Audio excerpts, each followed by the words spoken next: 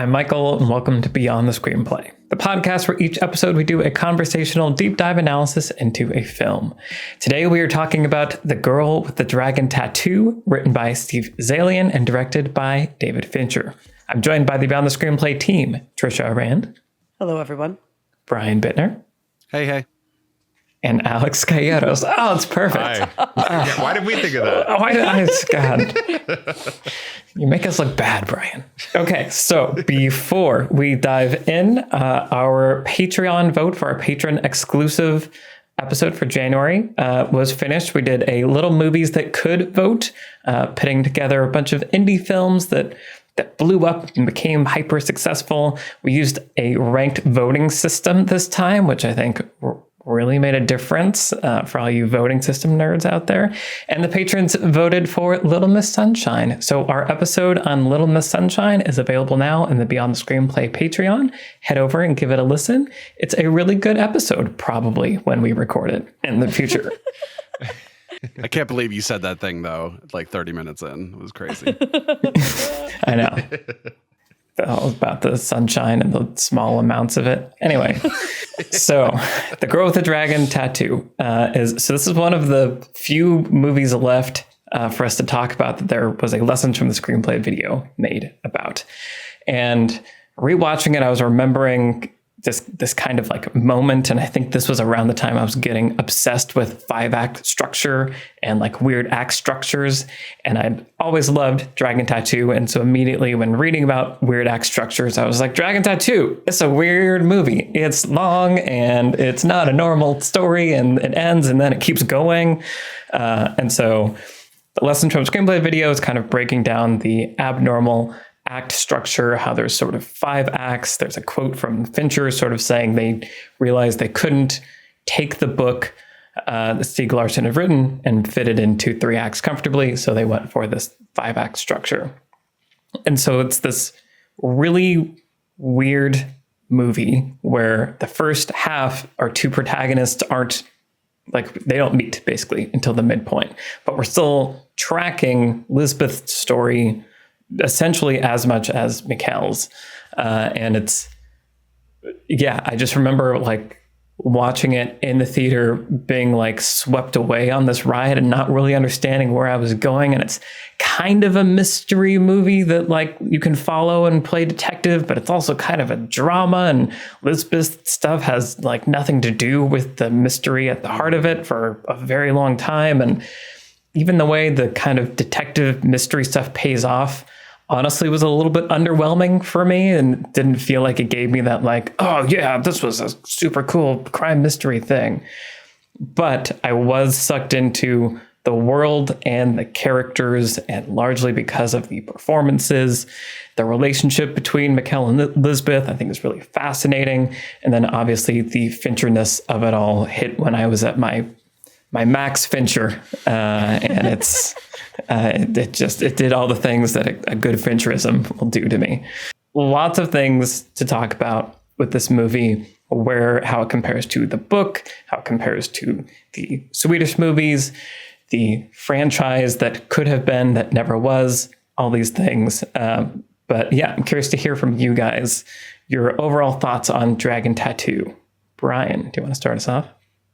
Sure. Yeah. I mean, I love this movie. I've spoken a couple times about the way that this movie was marketed and the way that the title sequence just feels like this, like, look at this movie. It's going to like kick ass. It's going to be like, what if the guy who made Seven made Batman, which Matt Reeves later was like, that sounds like a good idea.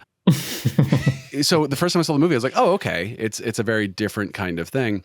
And something I haven't talked about as much is, you know, there are these kind of 2 Finchers. There's the Fincher who made Seven and like most of Fight Club, and then there's the Fincher who made The Game and The Social Network and Gone Girl, like these very clean cut kind of, everything looks very pristine, and we're sort of being very careful about everything, whereas a movie like Seven is really, everything's just grimy and dirty, and I love the aesthetic of Seven. And I thought this would be a movie where it's like, oh yeah, you're making another serial killer movie. So like if you're making a movie about like college kids inventing Facebook, then sure, do like your very clean cut thing. But then this movie wasn't that, and it was sort of like, oh no, we're doing a very clean, technically perfect looking movie. And then also there's the stuff you're talking about where it's not really doing the Hollywood stuff. You're like, oh, like there's not some big exciting showdown with the antagonist. And then there's like this whole other act after that. So it's a movie that's kind of hard to get into right away, I think, at least it was for me. I liked it right away, but I also think it does this sort of, I think about like pop songs versus like a Radiohead song or a David Bowie song or whatever, where it's like you hear a pop song, you're like, that song's great. And then 2 months later, like, I never want to hear that song again. Right. But then like there's some artists that I listen to where it's like, it takes me a few weeks to get into the album, but then once I do, I'm like never sick of it. And I feel like this movie is a really good example of that, where I liked it immediately, but it was sort of like, I don't know. And then every time I've watched it, I've appreciated it more and more. And it's becoming more and more a movie that I feel like I could watch. I don't want to watch certain scenes all over a lot, but in general, it's a movie where I just love like the aesthetic. I love the way it looks and the performances and all that stuff. And of course, the score by Trent Atticus, which we'll talk about later. So yeah, very, very positive feelings about this movie, but it was definitely like a weird sort of way in where I was like, oh, okay, this isn't quite the movie I expected. And it took me a bit to kind of come to terms with that. Yeah. Yeah, no, that's fair. And I think this is kind of Fincher reaching the height of his hyper control of camera, hyper control of framing, hyper control of editing, hyper control of everything. Snow on the ground. Yeah. Right. Yeah. Which we'll talk about because I have lots of thoughts on that. So just naming that. We'll get there. Alex, what are your thoughts on Dragon Tattoo? Yeah, so I think back to when I first saw this, it was that Christmas release, right? So it's like Sony's like, we're gonna be subversive. This is our Christmas movie. So I think I saw it with my family. Oh no, Alex! Every time. My parents, they like good movies, but yeah, it was just like, oh wow, this is all the rape scenes, the revenge rape scene, some of the most intense versions of those scenes I've ever seen in a mainstream Hollywood movie. So that was a big part of the first experience, was like, oh my God, I'm here with my family and this is happening. Oh Jesus. And the movie was, I think, a little bit, at that moment, I think maybe I was a little bit fatigued by the Social Network Fincher-ness of it all. And so I was resisting it a bit. And I'm like, yeah, it's all perfect. It's all so goddamn perfect. Watching it again this week, I miss this so much. Like a big budget movie, like a lot of money's in this movie. So much money. And it's just like an adult film that doesn't worry about like catering to anybody, but like pretty smart adults who can like follow lots of details and understand subtext and are going to read into little things that tell you about the characters. I was like, whoa, what is this? It's all in one movie. The money and the stars and the like subtlety and the perfection of every shot. And I really loved it. And I think, yeah, just this movie has aged very well for me, because I think maybe at that moment I was taking for granted that we were always going to have social networks and, like pretty significant budgets being given to these, adult character movies. And we are so not in that world right now. Unless you're talking about like limited series, which Fincher went on to do. And it was just so, almost like a thrill watching this movie this week and just really, whoa, like this could happen. Like a movie could look this good and be this expensive and be this smart and kind of not give a crap about doing the Hollywood structure. Like, wow. So anyway, yeah, so my feelings about this movie right now are just like how exciting to get to watch this movie again and watch it with subtitles so I can understand who's who in the family. Oh yeah. And I will say, from the very first experience, it wasn't just the awkward family thing. It was also, I do remember just loving the two main characters. I loved Mikkel, I loved Elizabeth, and I was like really won over by their relationship at the end of the movie, and I was really hoping for more. Like I did. The movie does feel like a part one in the way it ends. And I do remember feeling like, okay, like I didn't follow that mystery really. I don't really quite know what happened, but those two I would watch do another mystery together. Absolutely. So I'm excited for more. And here we are, over 10 years later. Yeah. I mean, yeah, you covered a lot of ground in that. And I think setting up the trilogy, as I talked about in the video. Everyone expected this to be a trilogy, and so I think a lot of the weirdness of the pacing and plotting of this is a attention to setting up a trilogy, that this is self-contained, kind of, but it's also a part one. And I think that's especially why we have to spend so much time with Lisbeth and setting up her arc and all the things that are going to push her through what we'll never see. Hold on. I mean, Christopher Plummer later is murdered, and then Daniel Craig has to show up and interview the family and with the help of a young woman. And then the third part of the trilogy just came out on Netflix last month. Like, what are you talking about? Literally, as I was watching it, my husband was like, wait a minute. That's the same guy. What? Murder mystery, what? Maybe that's what Knives Out 3 will be. It'll just be a surprise Dragon Tattoo sequel. And as I also caught out in the video, a few months later, the Avengers movie came out. And I feel like that really sealed the deal. So this is almost like it's like a relic of the timelines diverged. Yeah. Right? I want to be in the other timeline. The multiverse. Yeah. Yeah. Cool. Okay. Trisha, what about you? Yeah. The first time I saw this movie, and I've only seen it a couple times, I just remember feeling like lost, like extremely lost. And I was like, for all the reasons that you guys have already identified, right? It's got two separate plot lines, two protagonists essentially. Although I think, as you just said, Michael, like you're expecting more change from Lisbeth in this movie. And she, like, there's like an inch along her arc, but she's certainly not where I assume she ends up at the end of the trilogy. And so I think there's like so much stuffed in here that, it just kind of becomes, when you think back on it after seeing it only one time, you're like, snow, violence, everything dark, everybody bad, everyone cold. Just like, and that's all you kind of remember, right? And I'm fully with you. I think that the two central characters and their relationship ends up being the lasting takeaway, but the mystery itself is like incomprehensible the first time you watch it. It's the first time I had no idea. Holy crap. Yeah, it just doesn't make any sense. And so that was my feeling watching it again for this. I think this is the second time I've seen it. I really appreciated it a lot more. And I was also holding on for dear life to every bit of like expository dialogue, like visual cue. I was like, I will solve this mystery and I will stay with it and I will make sense and it will be meaningful to me. And it was.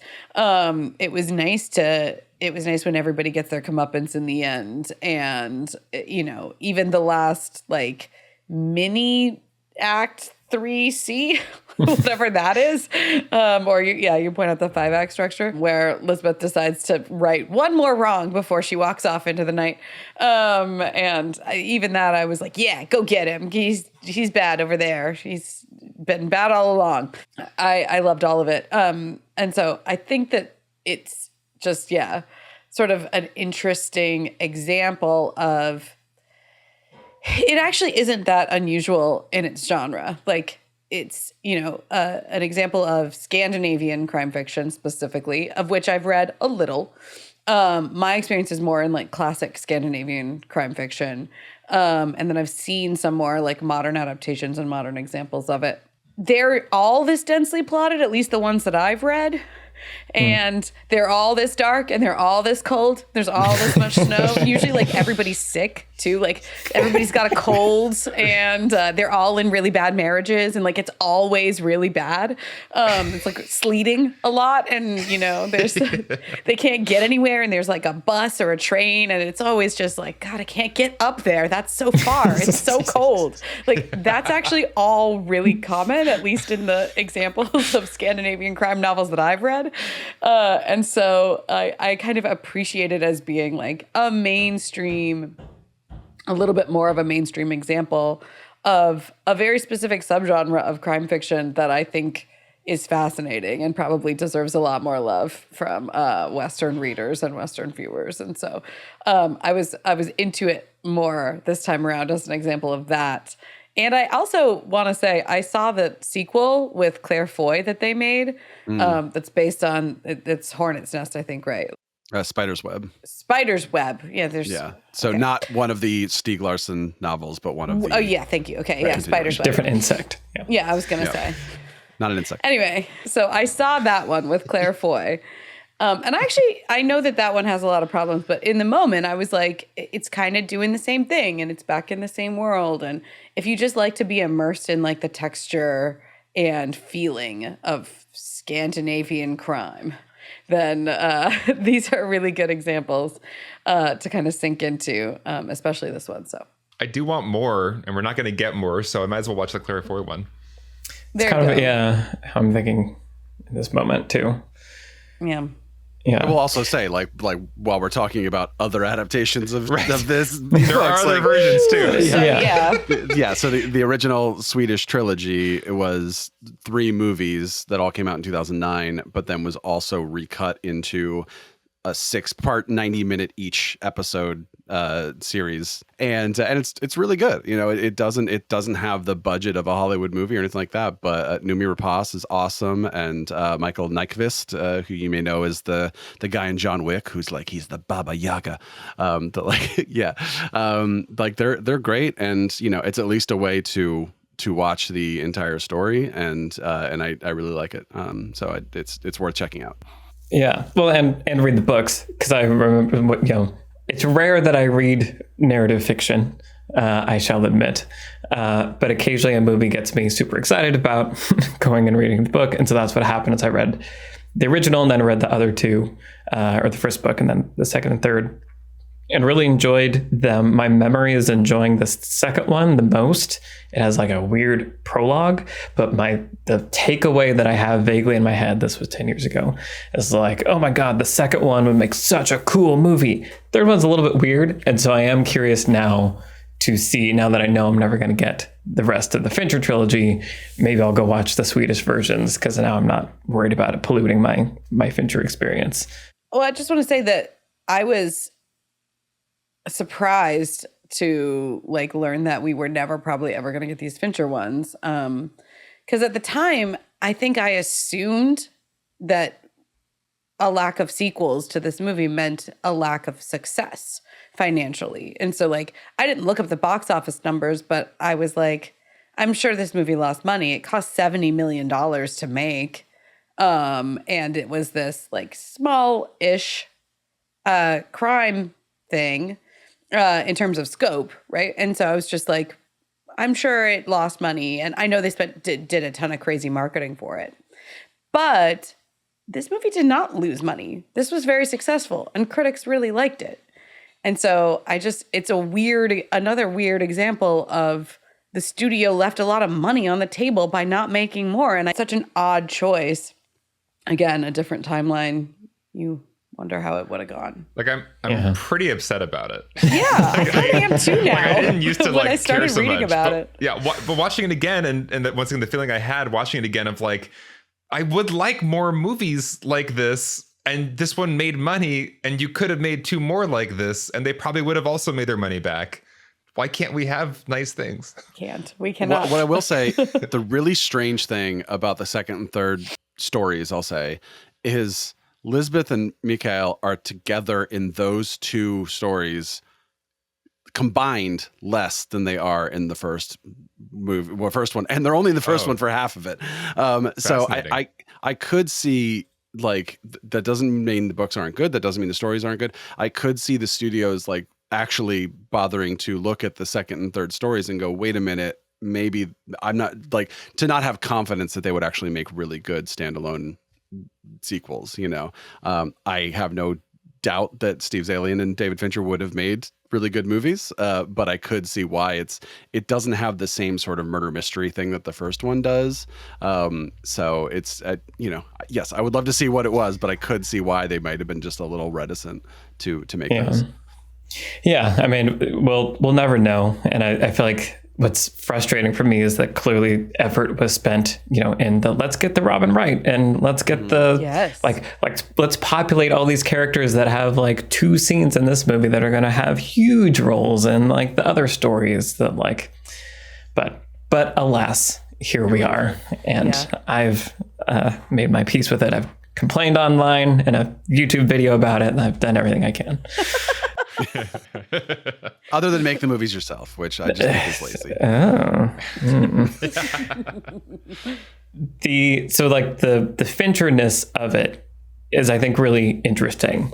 And I've talked in the podcast before about, so quick tangent, the behind the scenes for this movie is amazing, and you should watch it if you're interested in filmmaking. It's very, very educational. It's similar to Social Network, almost like Fly on the Wall, but like edited so that it's still entertaining, but just like watch people make a movie. Like, it's not like there's an interview with the star where they're just telling you the story of blah, blah, blah, blah. It's like, here is a documentary about people making this movie. It's really great.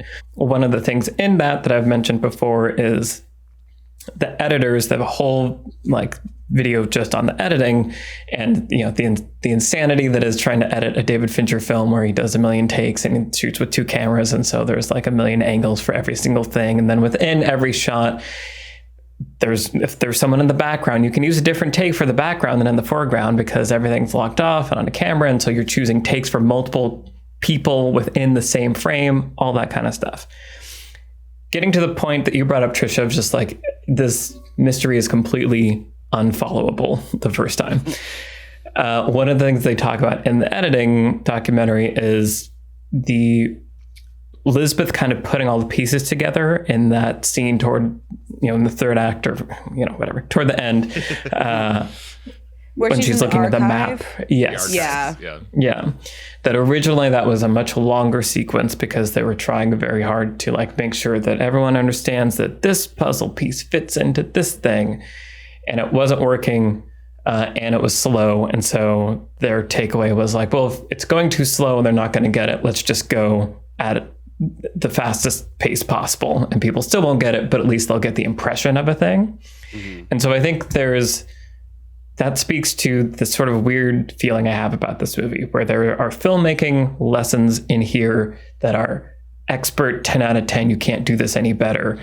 And then there's also examples of here's what happens when you take that too far and you take the perfectionism too far, and you have to kind of rely on other techniques because it didn't work. Like the audience isn't getting this mystery, and so you have to hit the gas pedal and just get through this as fast as possible.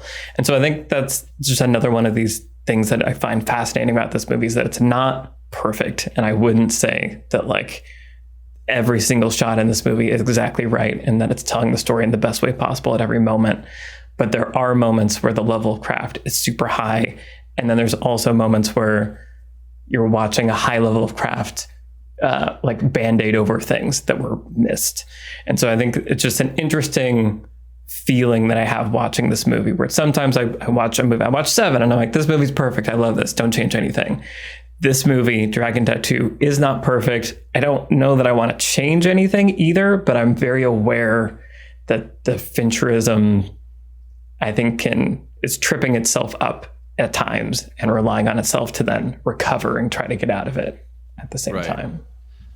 Yeah, I mean, I'll quickly, because I want to talk about the movie itself and not talk about like these sort of like meta things, right? But like, I will say that something I've noticed, especially in like latter day Fincher, is like kind of a lack of emotion a lot of the time. Is like I'm appreciating things and I'm entertained by it, but I'm not getting like something like Benjamin Button, those like relationships, right, where you're just like really feeling these people being together, or the scene between Morgan Freeman and Gwyneth Paltrow in Seven, where they're talking about like, is the world worth living? And there's a little bit of like surface level to a lot of the later movies where I'm just sort of like seeing things happen, and I might be a little emotional at times, and I might get to like kind of like feel a scene or feel a relationship, but it feels I felt a little bit of, we're spending so much time on like the technical stuff and making sure you've like information is being communicated, that I'm then not like getting that sort of like gut feeling that I want out of just a relationship between people. And that works for a movie like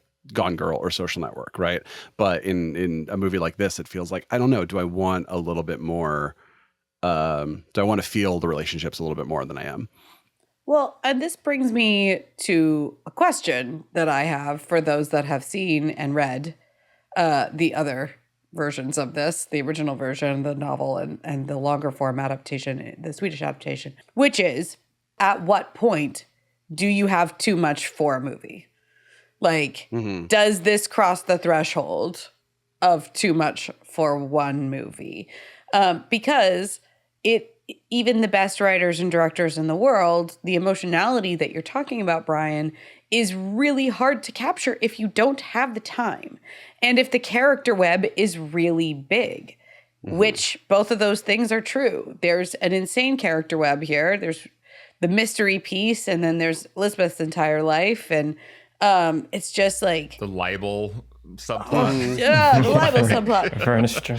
Right. And I'm, I think there's a reason why, I've said this before, but it's like short stories are actually the prose form that is closest to the feature film, where you can sink into the short story. It's usually a small enough character web, a bite-sized enough plot.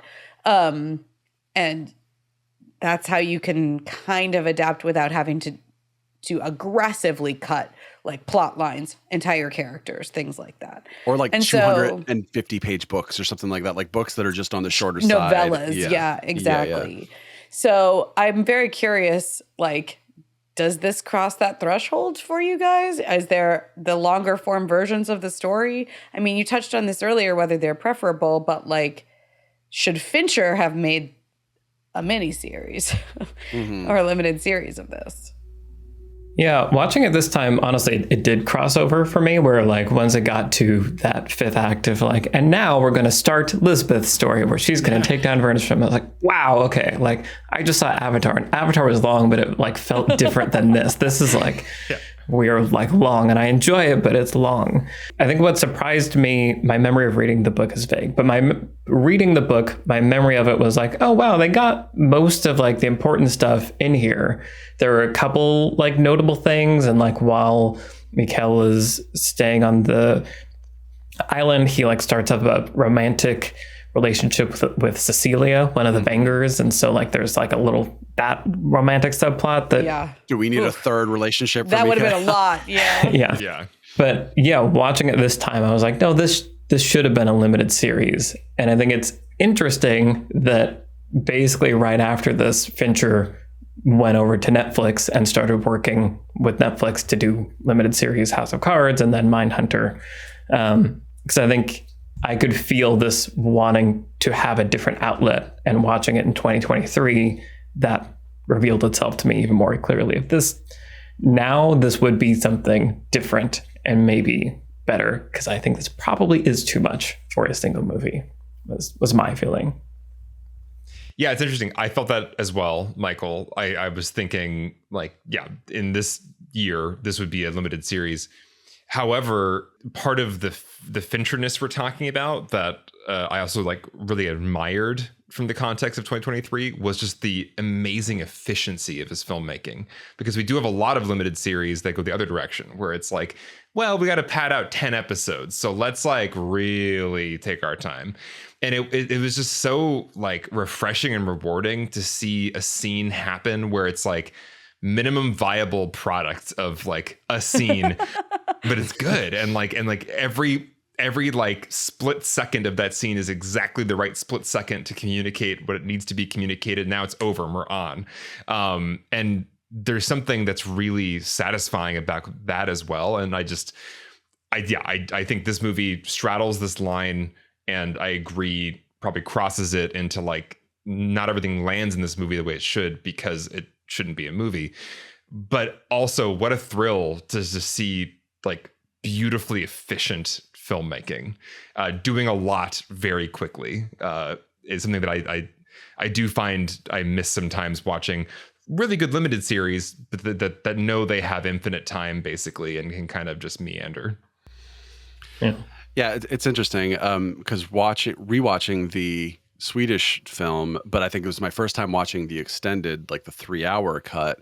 It's only 20 minutes longer than the American film, but also Fincher talked a lot about with this movie how he wanted to extend the scenes as much as possible, like really make you lean forward, like, oh, what's behind that door? We're going to walk up to the door. So I think that there's like a lot of efficient stuff happening, and then there's like sequences driving up to the house. There's a great, I think it's Scenecraft is the YouTube channel, which compares the way that the two film versions are done and how Fincher just like really milks the like Christopher Plummer's talking about, these half were sent by Harriet, these half were sent. And it's like, you're looking and you don't see the thing right away. And the Swedish film is just like, here's some flowers. We're going to tell you what they are now. And like, that's not bad. It's just different. So it's like Fincher got really efficient with some stuff, but then really slow with other things. So pacing wise, it sort of changes what you have time for. So it was interesting to see like so many more subplots happening in a version that was only 20 minutes longer, but that was because we were kind of spending an equal amount of time on things. So you actually have some scenes with Wennerstrom, and they're sort of like leaning into like the antagonist. One of Wennerstrom's guy is a mole at Millennium. The biggest change that this movie makes from both the book and the original movie is Mikael went to the Wenger estate when he was a kid, and Harriet was like his babysitter. Like that's like right. Oh, yeah. I forgot about that. He has like a relationship with Harriet. Yeah, and he like remembers things about that time and stuff, which is like, right. I don't know that is necessary, right? It's like I'm sure it feels very strange if you've engaged with either of those original things to not see that in the American version, but I don't know necessarily that it adds to the story, right? But one thing I did really like about the Swedish version is there's a lot more sleuthing with Mikael and Elizabeth. Like once they team up, they're like going here and like interviewing this person and driving around and looking for. I was like, yeah, I want to see this kind of, I guess like Watson and Watson, pairing where they're just like going around and doing stuff. But just in general, it made me think about when do I think something should be a movie versus a series? Not just time, how long is the thing, right? But I was thinking like when Roma and The Irishman came out within like a year of each other, they're both very long, and they were both things that we were all watching at home, unless you were lucky enough to go see them in a theater, right? And I just thought like The Irishman is 4 hours long, and it takes place over decades, and we have like a lot of characters and stuff. That feels like something where I could take a break between an episode and kind of gather my thoughts and wait for next week, or even just go, grab a snack and come back and watch the next episode. Whereas Roma, I feel like if you're not with Cleo like for the entire ride, then the payoff at the end is not there. If you just watch half that movie and watch the next half, I feel like you need to kind of sit there and engage with this thing for the whole time. So I was thinking like focused character pieces versus big ensemble pieces takes a lot of time, and that doesn't mean you can't do it right. Babylon recently, like that could have been a mini series, but at the same time I had a blast spending 3 hours in the theater watching that movie. But I feel like Gone Girl and Girl with the Dragon Tattoo are like really just pushing the limits. If Girl with the Dragon Tattoo is a movie about catching this killer, what does Lisbeth's first half of the movie have to do with that? If it's a movie about Lisbeth, what does Mikael's first half of the movie have to do with that, right? So it's sort of trying to do all these things at once. And in a limited series, it's like you could have a Mikael episode, you could have a Lisbeth episode, you could have an episode that takes place in the 60s where you like are hanging out with all these people, and at the end that's when it's revealed who did it or whatever. You could just like spend so much more time with these characters and stuff. And of course that's what you can do in a book. In a page, you can tell someone's life story. And in a movie, you get like half a page of dialogue if you're lucky to be like, we got to tell you some stuff about this character, then we got to move on with the plot, right? So it's very interesting to see those things. But I am appreciating at least that like limited series are a thing now. Miniseries was like a bad word in the 90s, Right. Now it's like we can do that. We can take, or like Game of Thrones, we can adapt a book into a 10 episode season. So I like that we're getting more experimental with this stuff now. Yeah, and to both of your points, like, Gone Girl is a very efficient movie also, and we have an episode on that. And then I think on that episode I mentioned that I watched Sharp Objects, which is Gillian Flynn's other novel, which they made into a limited series, and it is way too long. Like so much of it, you know, they took all the time in the world that they needed to tell that story, and it's just there's not enough plot to like sustain it, and the character relationships are interesting, but it just isn't the same as like seeing it all crammed in. And so, yeah, I think I don't have an answer, but I do think it's an interesting open question. And I just think it's interesting that it seems like now in 2023, the default is to go to TV instead of back when this was made and earlier, the default was to go to film, right? Because that's where the money is. So the default is cram it into a movie. We'll spend $70 million making it, but we'll still make our money back on it, which is wild. And that was just like the gut reaction from the studio at the time. Whereas now the gut reaction is totally the opposite direction. And I wonder if there should be a gut direction either way. You know what I mean? Like, if in a perfect world, we could evaluate every single piece of what I mean is like every story on its own merit and just look at what form it wants to take. Absolutely. And I think we need to be more okay with like the 4-episode limited series, you know, like if that's all it needs, that's all it needs. And it's okay. And if you're Netflix or HBO, it's like, it's fine. Just do 4 or 3 even. If it's calling for that and it's not a movie, but it's not also like a 10-episode arc. I know I just want to like second your thoughts, Brian, about both Roma and The Irishman. I saw both of them in theaters, and watching Roma in theaters is like, I would never watch this at home. I want to watch this only in the theater in this incredibly focused way. The Irishman was like, I wish I was at home so I could like stop watching this movie for a minute and like go do something else and like pee. And so it's interesting how it's not just about even length. It's about content and what content within that length, what kind of experience it is calling for. Is it calling for like an overtime experience or a focused all at once emotional arc you have to just sit through in order to feel? Yeah. It's interesting, and I feel like they still want to at some point talk about Andor, maybe, because I feel like that circles around a lot of this. I've been thinking about Andor a lot as we've been saying this. We're just gonna keep mentioning it on every episode and then never doing it. Everybody wants us to talk about it. We've done this with Star Wars before. We tease it for like a year or two, and then we'll give the people what they want. And people are like, oh, Andor, that show from 6 years ago. You talking about it now? Yeah. I mean, at some point there'll be a season 2. Andor takes me to Stellan Skarsgård, which brings me back to here, which is, and it was funny watching this time, thinking about Michael in the theater 12 years ago, whatever it was, not knowing immediately that, of course, Stellan Skarsgård is the bad guy. Because like this time of like, of course he's the bad guy. Look at him. Right. You cast Stellan Skarsgård. That's what you do. And so him as like one of the antagonists is an interesting character. And one of our patrons, Outlaw, brought up the kind of fascinating moment where at the end, when Stellan Skarsgård essentially catches Michael, the way he lures him into his trap, right? As he even calls this out. It's like the fear of offending someone is like scarier than the fear of pain or something like that. But for some reason it is. And so, yeah, he just invites Mikhail in for a drink, and he comes in, and there's something so true about that weird human psychology. And I feel like that's what's really fascinating to me about this character that we don't get to really know until that, torture sequence with Daniel Craig, but that whole little sequence really does talk about a lot about just like the psychology of so many things and the weird humanness of it. And I just love the way both of those characters play that scene. And I don't know, it's one of those scenes that I almost forget is in the movie because there's so many other things in the movie. And I feel like this is a moment, kind of like you were calling out, Brian, of there are sequences where Fincher takes his time. And I feel like this is one of those sequences that's like, now we're here and now we're going to be doing this for a little while.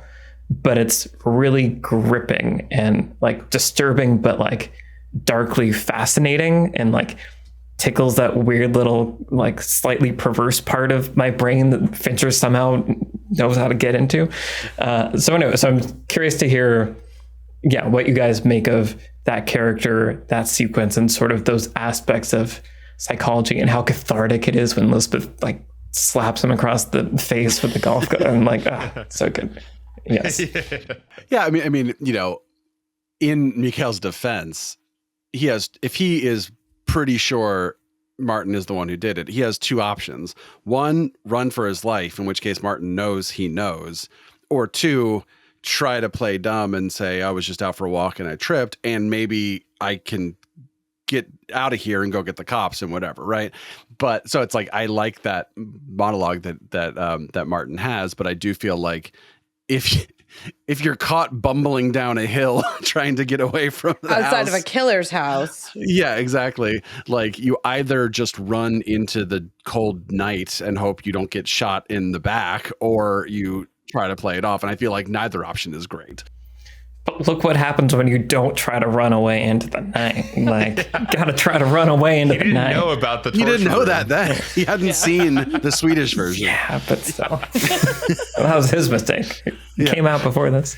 Well, you know, something that scene reminds me of too is just Mikkel's character and how much fun it was to watch Daniel Craig in this role after seeing him as Bond. And the way Mikkel's character is both charming and attractive, but also is a little bit bumbling and a little bit kind of awkward about certain things, and maybe not always this kind of Hollywood version of masculinity. Like, he gets afraid and he gets freaked out, and in a lot of ways Lisbeth is the one who's kind of like a steadier rock for him during a lot of the ordeal in the second half of the movie. And I really appreciate like a male protagonist like that, embodied by a Daniel Craig actor. And it's fun in that sequence watching him be a normal human, not a Hollywood movie human, but like how I would be. If I was caught on that, I would probably do exactly what he did. I would be totally terrible at hiding how nervous I was. I would obviously have the knife in my pocket and not be good at hiding that either. And I think that's part of what makes, you know, his relationship with Elizabeth so interesting, and also just why I like these two characters, is because he's a different kind of protagonist than the, like, I don't know, steely, cool, confident. I'm an even match for a Martin Vanger. He's not. He's a normal person who is smart and doing his best, but he's not superhuman. Yeah. I think there are a couple of things in that scene that really stand out to me as just really ratcheting up the tension in an effective way. And one of them is that, you know, we as the audience have a lot more information than the characters do. Like, we know that Mikkel has been snooping around the house. He's seen a lot of stuff. He's pretty sure Martin is the guy, but he doesn't know for sure. So we kind of understand, like, he does basically know, but he hasn't found like an actual smoking gun, or like, he didn't find the torture room. Like, he didn't actually get what he needed to come out of there and be like, you know, fully ready to take him on, kind of thing, or run away screaming into the night. But we know, because we've been, you know, the intercutting with Lisbeth in the archive, we know that Martin is the guy for sure. And so, you know, and then you have Martin coming back. He doesn't let on necessarily. So we're, as the audience, are in a privileged position of basically like holding all the characters at once, in a way that they're not sure of each other. So I think that helps. Now, the actual confrontation, I think, is helped in a number of ways in terms of the tension. One of which is that the movie has taken a lot of care to like put us into that setting, which is incredibly isolated. So like, we know that even on the estate, Martin's house is like up on that hill. It's quite a walk. We know it's got that, you know, sterile vibe, and there's just darkness and trees on the outside of the house. There's no one that's going to come to help. Although it's interesting that we do know Lisbeth is like gonna be able to figure it out, right? Martin is so sure that no one will come to help, but we know that Lisbeth is coming, which I also think is interesting as the confrontation unfolds. But the isolated part of the location, I think, is a huge part of it. And as it goes along, you know, Martin pulls a gun on Mikhail and then starts taking him downstairs, and we're like, oh, this is going to be worse and worse and worse.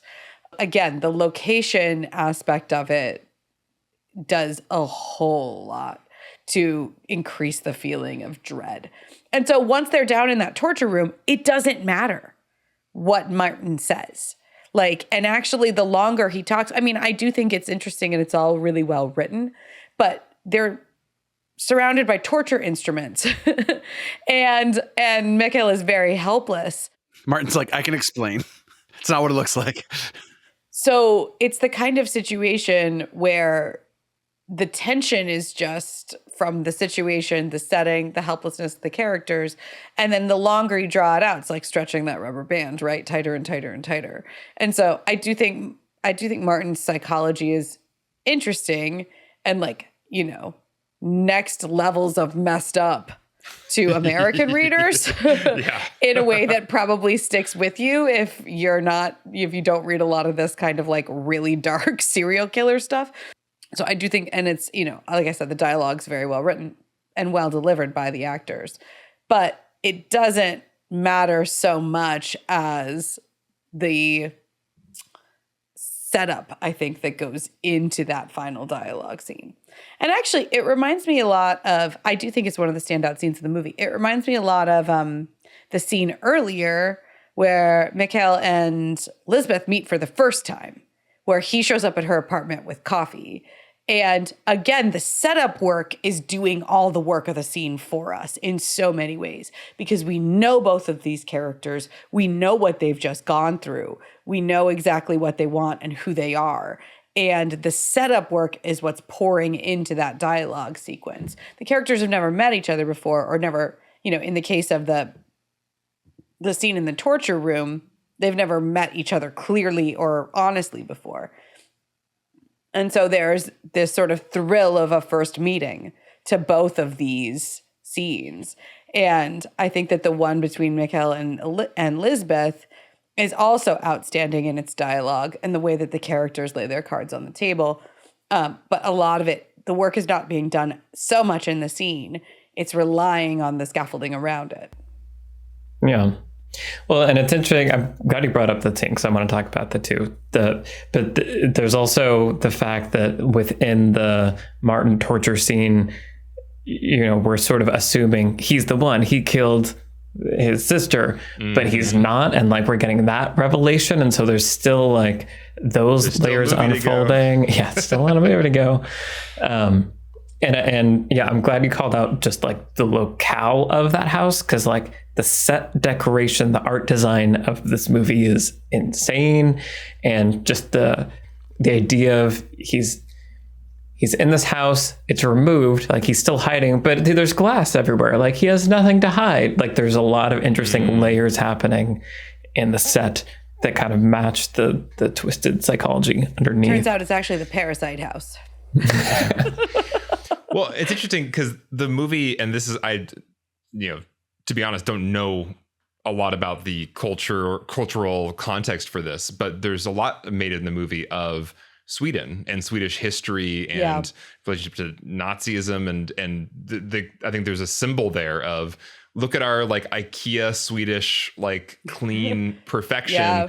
Oh wait, down in the basement there's some really dark stuff. And the movie does seem, and I assume the series as a whole is engaging with trying to reckon with some of the darker aspects of Swedish history and culture. And I can see it in that set design. Right. There's a lot about the sort of Swedish political system and like what's okay and what's not okay. And sort of like the third story is part of it is just Lisbeth trying to like prove that she's not, you know, disturbed basically. And some of that is she lying about her past? And some of it is like, do we as a society like this kind of behavior, and is it okay? And, you know, so there's a lot of that kind of thematic content, you know. And another thing that the book and the original movie do is Mikhail is Swedish, Period. Right. Accents are a thing that I have talked about before, and boy, oh boy, is this a movie to talk about it with. I want to come back to the stuff we're talking about, but like while we're talking about this movie's respect for Sweden, it's like it's so strange. My thing is always just like be consistent with whatever your choice is, right? So if it's Valkyrie or something, you're like, look, we're all German, but we're going to speak English. Like, okay, whatever. But this is like we're all Swedish characters. Some of us are Swedish actors. Some of us are American and English actors doing varying degrees of Swedish accents. There's like Björman is Dutch, I think, and I assume he's not trying to do a Swedish accent. I don't know because I can't tell, but like tell us people from there. And then Daniel Craig is just Daniel Craig, like no attempt at all. And is no attempt better than a bad attempt? Hashtag Kevin Costner. I don't know. It's just the lack of consistency that like when you are that much of a perfectionist as Fincher is, it's like, how is that just completely glossed over? Like how are you not hiring a dialogue coach or sorry, a dialect coach to deal with this? And you're just being like, yep, just one of our characters, no Swedish accent. The end. Well, but I do wonder, because he's a perfectionist, like if that's a choice in some ways as a bridge to American audiences, to have a Daniel Craig protagonist at the center of the movie as the most like normal guy, does it help to not have to listen to him like strain to do like an authentic accent and just get to be Daniel Craig? Is there a barrier that's put up if he is like Rooney Mara trying to do kind of a strict accent the whole movie?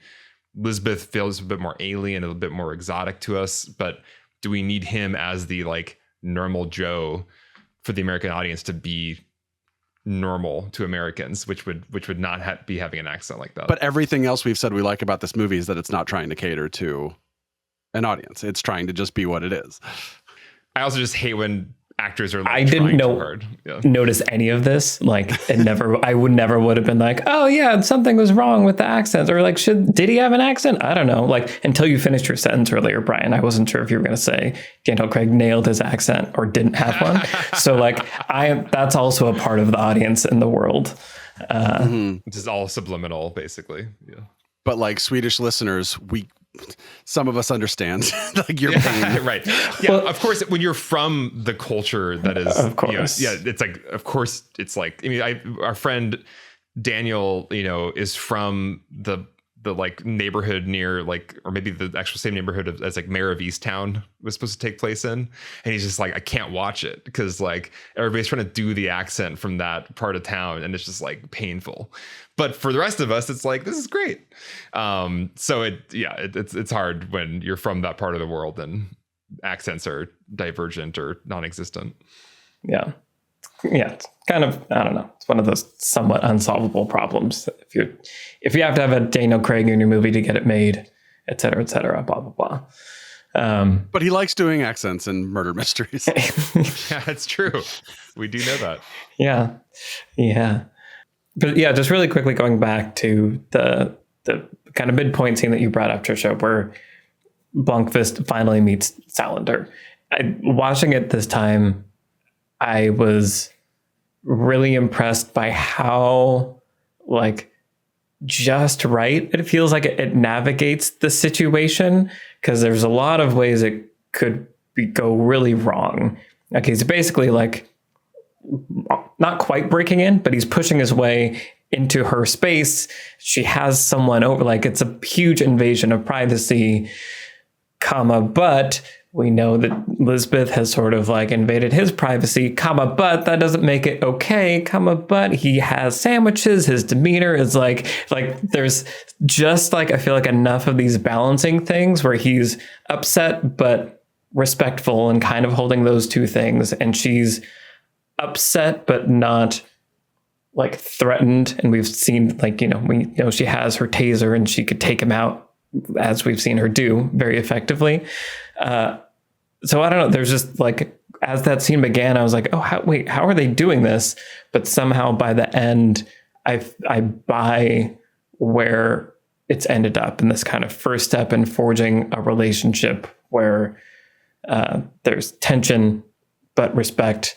She's super smart. He's kind of an idiot, but knows how to navigate things. I don't know. Just all of that somehow sets that relationship stage in a way that I found really impressive.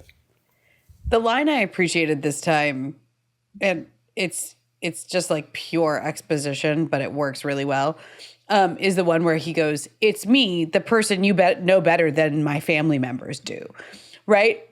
That's an important reminder, because the last time, like, their weird relationship where she actually does know everything about him and exactly who he is. Because the thing is, when he shows up at the door, you're like, danger, danger. Here's like someone you've never met before pushing his way into your apartment. Just tase him right now. Like, but then quickly we get that reminder of like, no, she knows exactly who he is and his exact relationships with everybody and everything. It's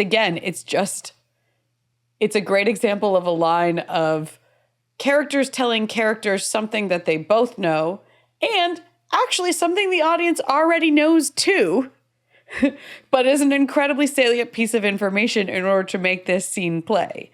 And so it works really well to drop it in there right at the beginning. And it's like, oh, hang on, they do know each other in a weird way. And then also, yeah, you're absolutely right in that the performances are there. His like general urgency, I think, is really key, where he's like, I really need to talk to you about this right now. And like, if you don't want to hear about it, you never have to see me again. But like, if he played it any more politely, you know, the scene just diffuses and she just goes, okay, go away. I'll never talk to you again. But I think, again, going into all of the scenes leading up to this one, and the line that got me this time is, you know, he's like, you're going to help me catch a killer of women. And you're just like, oh yeah, of course she is. and he doesn't know what she's just been through, but we do.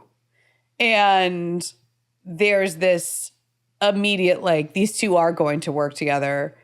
He knows for some reason the exact right thing to say to her about like, we're going to catch a really, really, really bad dude. And this is relevant to you personally, even though he couldn't possibly know that. I don't know. It all just works really well. Yeah. I feel like her shirt also does a lot of work when they cut to the wide shot. Yeah. It's It's wonderful costume design there. Yeah. But I think it's also great because it rolls right into him showing her the evidence. We get that moment where we do get the hint of her photographic memory, and we get the thrill of the Sherlock Watson, especially I'm thinking of like Benedict Cumberbatch Sherlock too, of like, this person's a little bit superhuman and they can remember everything right away. She's already 10 steps ahead of him. She's already on to the next thing. And that's just like so much fun to watch. And immediately I'm bought into this duo because I want to watch them do this. Yes. Yeah. I feel like I'm bought in. And then like maybe one of my favorite moments ever just makes it sweeter, where he's like, you know, don't you want to take a look at this? She's like, no, I got it. And he's like, please, and like pushes it, and she grabs it and then sets it on the table. She's walking away. Like, right. It's such just a great moment of characterization and like their dynamic. And yeah, love it so much. I also get such a Mark Zuckerberg from Social Network moment when she's like, I'm reading your notes, and he goes, they're encrypted, and she goes, please, just like the little, she gives him like, she turns into Jesse Eisenberg for like 1 second. that kind of look. Also, speaking of shirts, this idea that with Plague, her hacker friend, who's wearing a 9 Inch Nails shirt, I was just like, are you for real, everybody? I just want to say this idea that like 9 Inch Nails fans are just overweight dudes who live in like sneaky apartments with beards and wear black t-shirts. It's just spot on. Perfect. Well, so yeah, there's so much to talk about. Why don't we move to lessons and continue the conversation in the context of lessons? So, reminder before we get into lessons that our patron exclusive episode is on Little Miss Sunshine over on our Beyond Screenplay Patreon. So, what lessons are we going to take away from The Girl with the Dragon Tattoo? Alex, do you want to start us off? Sure. probably just going to wrap up by saying the same thing I've been kind of hinting at the whole time, which is I love the two main characters in this movie. And I think it's a good lesson in I can still like a mystery movie if I don't understand the mystery at all, if the detectives are great characters and have a great relationship. Because, you know, when I think about, yeah, I mean, any great murder mystery story, you know, it's fun when the mystery itself is followable and I am trying to solve it myself and on the edge of my seat about how it's going to get resolved. But the really memorable ones are always, you know, you got the Benoit Blanc, or you have the Benedict Cumberbatch Sherlock. Like you're not really there for the plot or for the details of the plot. You're there for the character who is in of themselves maybe going on a character arc or has serious issues or is grappling with something in their own lives as they are solving this mystery. That's what you're kind of really there for. And it's almost like the genre is there to hook you for an interesting character story about a person who likes to solve mysteries or investigate. And I just think this is a great example of a movie where, once again, the first time I watched it, I really couldn't tell you who was who in that family or what exactly had happened, but I liked the movie and wanted another movie because of those two leads. So I just think it's a good lesson if you want to write a mystery or kind of twisty, plot heavy detective story, like ultimately what really matters is your detective. You know, the great if I can follow your murder mystery and that's really engrossing too, but doesn't really matter if I don't find your detective really engrossing and interesting just in and of themselves. Well, you're exactly speaking to my lesson too, Alex, which has to do with pushing characters especially, but like lots of things, to extremes, right? I think this movie is a really good lesson in that, because when you're working in a genre that can be formulaic, the way to make a standout example of that genre is to turn up the volume on certain aspects of it. And so even just in the character design, as you're pointing out, when you look at Lisbeth Salander, you're looking at an extreme personality, right? So if she was if you had two Daniel Craig looking dudes, right, in a room together, there's nothing interesting about that dynamic. There's nothing interesting about them visually or sort of just on paper, right? But when the instant you see her, the movie does a great job in that scene of setting her up, right, where the guy's like, I don't know, you don't want to meet her. I don't think clients should meet her. She's an excellent researcher, but it's against policy kind of thing. Really trying to discourage him, right? There's that really great intro for her. And then we see her too. So there's an extreme personality, somebody on the fringes of society already. And then the movie does that in quite a few places, where Stellan Skarsgård's character, Martin, is so much worse than your average serial killer in a lot of ways. And his family is so much worse than you think. There's this, again, just has the volume turned up on it. The weather, the location, right? They're not wealthy people. They're super wealthy people. They're not just weirdly living on a little mansion. They're on an island. There's no way off of it. Just turn the volume up on everything.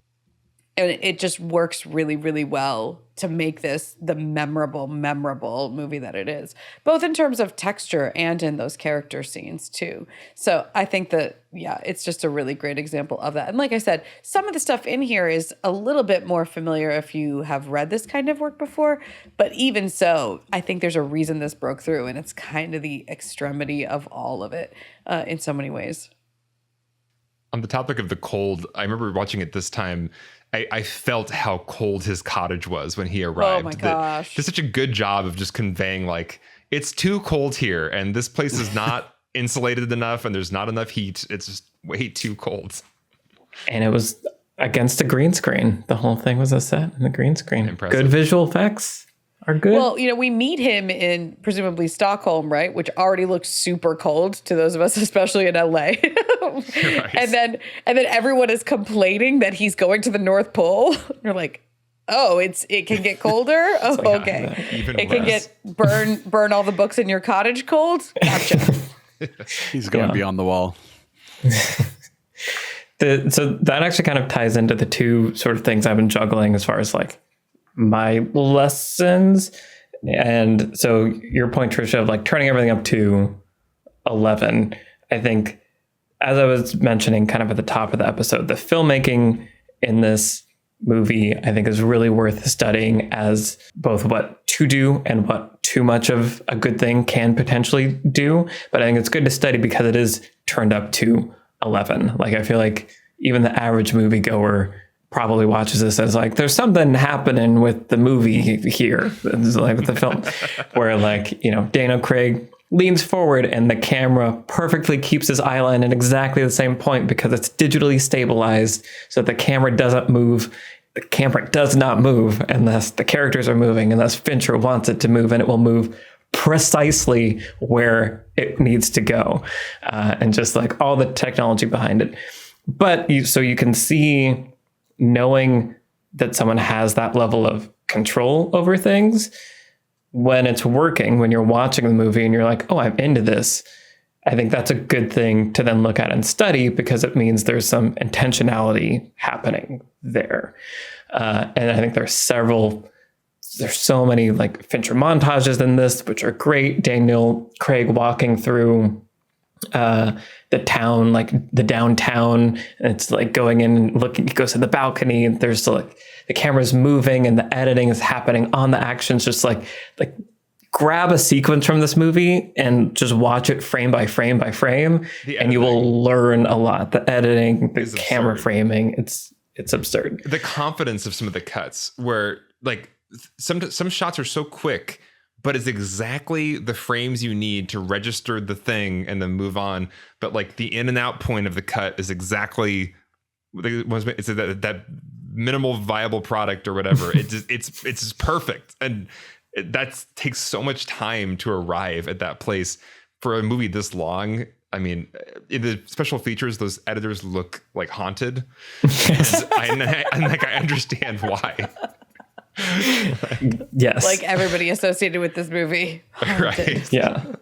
Well, and like, again, it's just like there are people, like I did a scene where people are sitting and having like a conversation at dinner, like they're splicing together multiple takes into a single shot, multiple audio takes. And like, also shout out to Ren Kleiss, the sound designer. The sound design is amazing. Every sound you hear in this movie was put there on purpose by someone. So it's a good movie to study, both, like I said, what's good and what can go too far, because all of it is intentional. The other thing is that you guys were mentioning was like the characters. And you mentioned this earlier, Alex, and I kind of want to circle back, but the Mikhail as a protagonist that is not hyper masculine, but not masculine, like there is this weird zone that I feel like he occupies for me that almost no other like male characters do that I can think of, especially not ones that lead a movie. And I want more of that because I feel like there's less, feels like the bandwidth of the types of characters that we think people are comfortable watching as the leading man in a movie is narrower than I feel like it should be.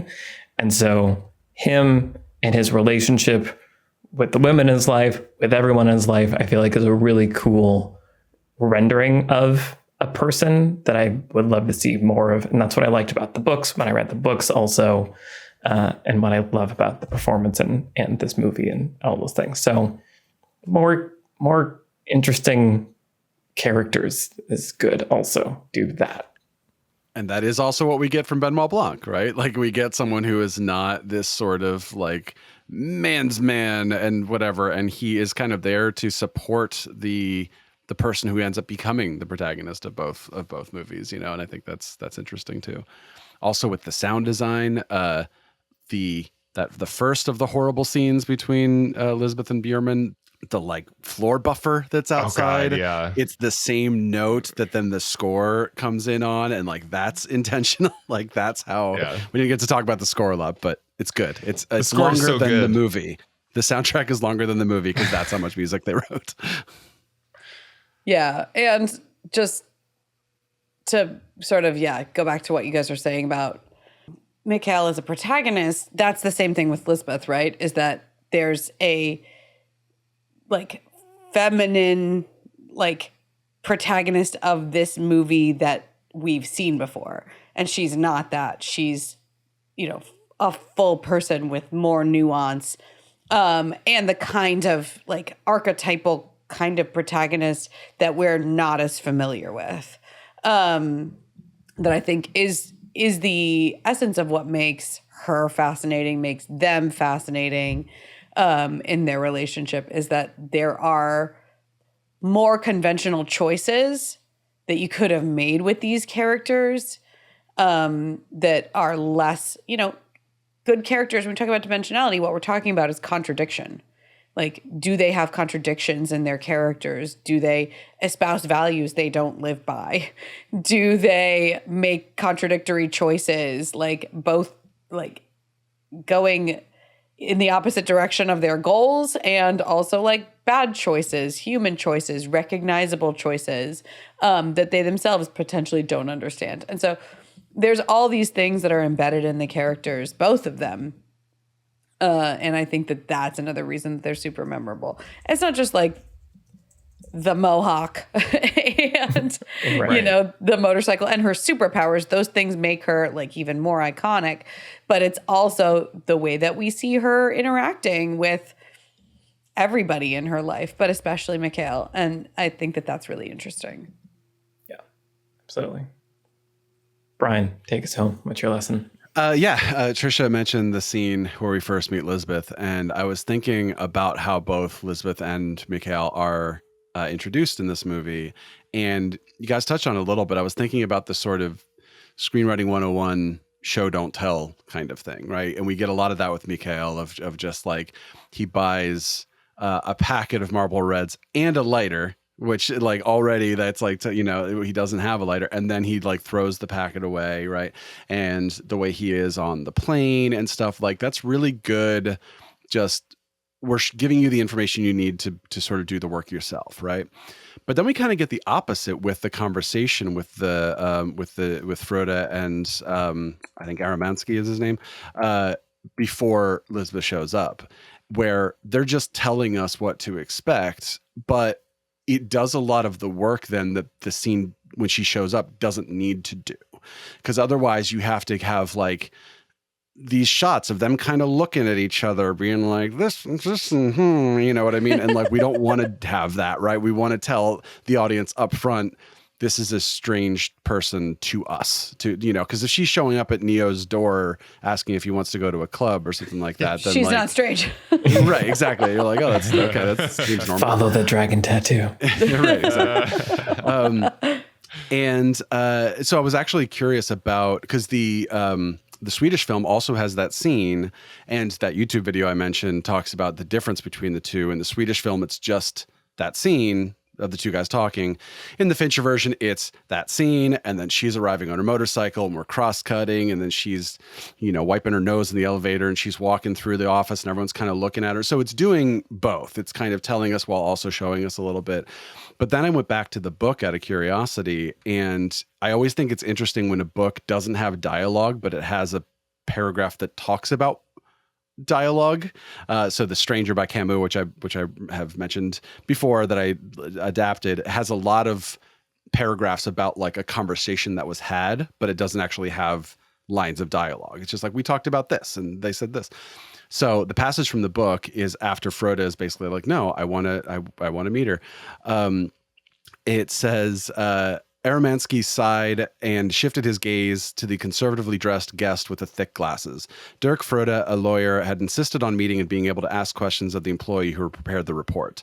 Aramansky had done all he civilly could to prevent the meeting taking place, saying that Salander had a cold, was away, or was swamped with other work. The lawyer replied calmly that it made no difference, the matter was not urgent, and he could easily wait a couple of days. At last, there was no way to avoid bringing them together. Now Frode, who seemed to be in his late 60s, was looking at Lisbeth Salander with evident fascination. Salander glowered back with an expression that did not indicate any warm feelings. So I think it's a really interesting, you could easily just cut that paragraph out of both adaptations because it's just a paragraph about she showed up, right? So you could be like, she shows up, and again, we get looks from people, and that's how we do the work. But to turn that, and again, the Swedish film was the one that originally did it, to turn that into a conversation, because you're recognizing the conflict in that paragraph, right? It's, hey, what do you do? No, she's sick. No, but this, but what about this?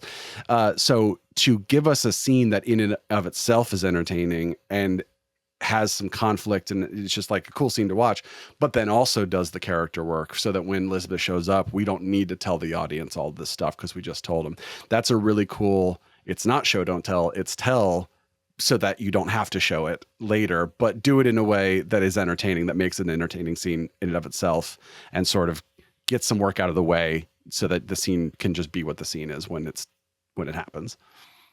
So, and it is the titular character, so we do want a bit of a build up to meeting her. I'll build up.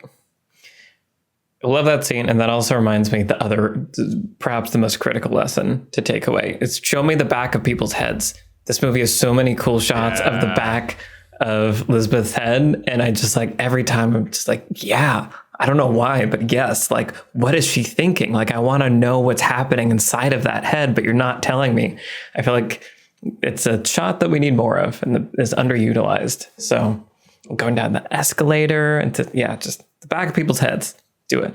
In the third Swedish movie, we have not seen her in like full Lisbeth garb in quite a while. And then like for the final act of that movie, she puts it on and you're introduced to seeing the back of her head with like the biggest mohawk that she's ever had. You're just like, yes, I'm so excited. Nice. Yeah, it is. It's weird when in that like final act when she becomes Rooney Mara for a minute because she's putting on the disguise, and it's like, oh wait, Rooney Mara's in this movie. I love that sequence though. It's just so much fun watching somebody put on disguise and like, you know, just stomp around confidently and like trick bankers. It's just with like, you know, that music, like it's just so much fun. Right. Of becoming a billionaires from poverty and there's all that stuff.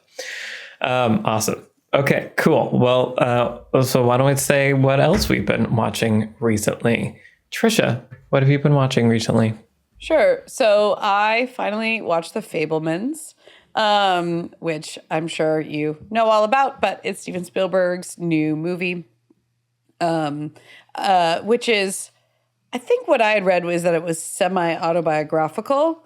It is quite autobiographical about his own life. It is a fiction, it's a movie, but it's a lot of real stories taken straight out of his life. And it's about young Sammy Fabelman growing up in Arizona. And he's, in the 1960s, and he's obsessed with making movies, and he wants to become a movie director. And it's about his family and sort of what he goes through on his journey toward becoming a director. It really is just a family drama, though, in a lot of ways. I happen to know a lot about Steven Spielberg's life just because he's one of my favorite directors. And so the plot points necessarily didn't surprise me, but the way that they're put together and conveyed, I think, is really beautifully done. And there's a lot of interesting conflict in the family that you might not expect from like a shiny, this is the love letter to movies, the magic of cinema. It's not that. It's very much like a coming of age story. It's more about the family than about his. It's much more about the family. Yeah, exactly. And Paul Dano and Michelle Williams play the parents in the movie. They're both excellent. And it's very, very interesting. They recreated Steven Spielberg's actual childhood home from photos and from his memory. So like most of the set of it is like exactly the house that he grew up in. There's so much of it that he just didn't bother fictionalizing in so many ways, and then some of the rest of it is truly fiction. It's just an interesting example of a filmmaker who we think of as an auteur who didn't write most of the movies that he's famous for. He co-wrote this screenplay and decided to tell his own story. And I'm not going to say it's my favorite movie of his, but it's very good. And he knows what he's doing still. And it's kind of cool that this is a movie that one of the 50 movies that he's going to leave us with about the lens that he looks at the world through. So, really interesting. The Fabelmans. I'm sure you'll hear a lot more about it during award season. Won Best Picture drama, right? At the Golden Globes. Yeah. I was like, yes, in future. At the Oscars. It did just win a Golden Globe. The Fabelmans has a character / actor cameo at the end that made my heart sing with joy when I saw it in the theater. So stay tuned for that when you see the movie. Interesting. Okay. And Paul Dano, we just talked about him in the Little Miss Sunshine episode available on Patreon. Yeah, we got into his career. Probably. Yeah. Awesome. Cool. Okay. Alex, what about you? So I watched The Wonder on Netflix, which is a Netflix movie starring Florence Pugh. And I really enjoyed it. It's a very moody, slow, contemplative period piece set in 1862 in the Irish Midlands. Florence Pugh plays this, basically like woman of science who is sent to investigate an apparent miracle in Ireland with a young girl who is, still alive, even though she has claimed not to have eaten for months.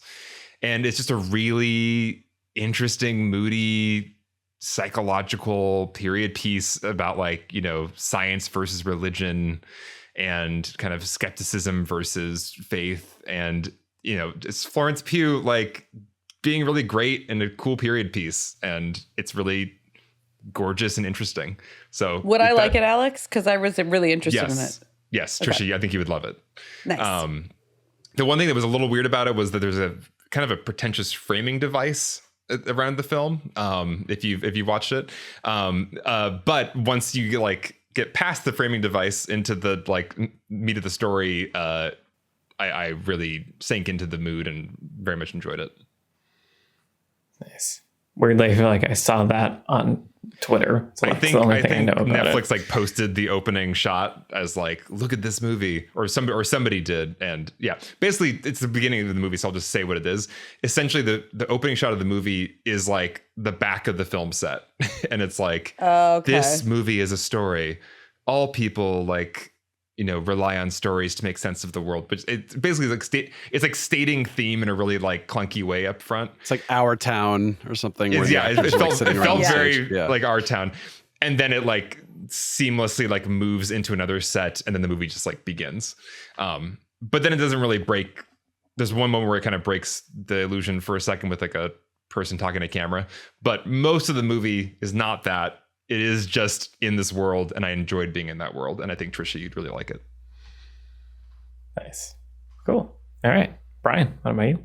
Well, speaking of Irish period pieces, and speaking of movies that just won a Golden Globe, I watched The Banshees of Inisherin, the new Martin McDonagh movie with Colin Farrell and Brendan Gleeson reteaming from In Bruges, which is a movie that I really love.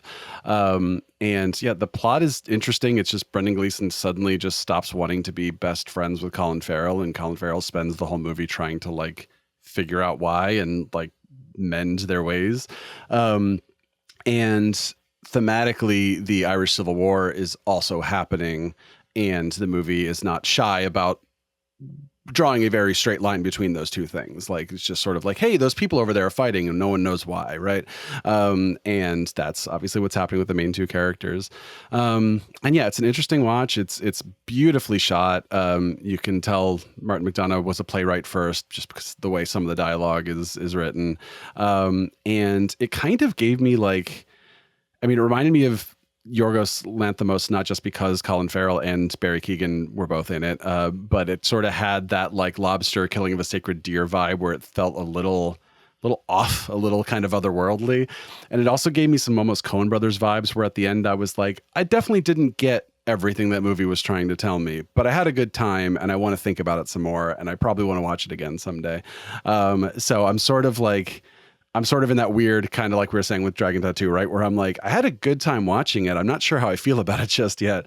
But again, I'm sure we'll be hearing about it as Oscar season approaches. I think by the time this episode comes out, nominations will have they will have just dropped. Been released. Yeah. I was going to say dropped, and I was like, that sounds weird to talk about Oscar nominations. Nominations drop on Tuesday, baby. I mean, we're in LA. No. Yeah. But yeah, interesting movie. I had a good time with it. Your mileage may vary depending on how you feel about Martin McDonagh, who is, he does his thing, and he does his thing. Yep. Nice. Cool. Okay. Yeah. So I recently watched a movie called The Breakfast Club, which is like, it's a 1985 teen coming of age directed by, John Hughes. I think it's Huggus. Is it Huggus? I never know how to pronounce names. And it's about these 5 teenagers, from different cliques in high school, and they have to spend a day in detention. And, it's a really interesting movie. And I feel like maybe we should talk about it, because now that I've seen it start to finish, I think there are things worth pulling apart and Michael examining. Has now seen over 3 80s movies. Wow. Yeah. This might be my first John Hughes movie I've seen start to finish. You haven't seen 16 Candles? No, I mean, I've seen at least 16 Candles in my life, but I have not seen the movie. Oh, Ferris Bueller's Day Off. Okay. I was going to say Ferris Bueller's Day Off you've seen. Yeah, I love it. Yeah. Okay. So now you're a John Hughes fan.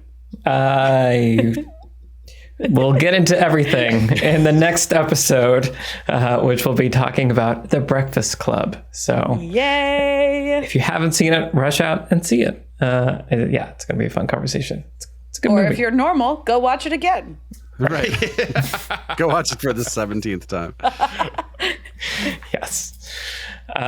Awesome. Okay. Well, so this has been our conversation about The Girl with the Dragon Tattoo. So many things to talk about. I forget who was talking just before we went into lessons, but it made me, think about Elizabeth's character growth, and just the ending of this movie does just like hit me every time, and just like, it's so sad. Like, she has a friend and she feels like she smiles, but like there's all the stuff, and it's that heartbreaking thing where she sees Robin Wright and Daniel Craig and lies and throws the thing.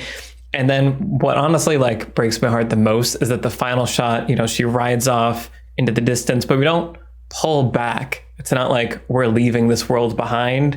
We push in and slowly follow her, because there's more to the story. I want the rest. That we will never see. And on that note. So sorry. Yes. But thank you, as always, to the patrons that make this show possible. Thank you to our producer, Vince Major. Thank you to our editors, Donovan Bullen, Caleb Berg, Graham Harther, and Eric Snyder. I'm Michael Tucker, and I've been joined today by Trisha Rand, Brian Bittner, and Alex Calleros. All of our Twitter handles are in the show notes. Send us a tweet and say hi, and we'll see you in the next episode for The Breakfast Club. Bye, everybody. Bye-bye. Bye.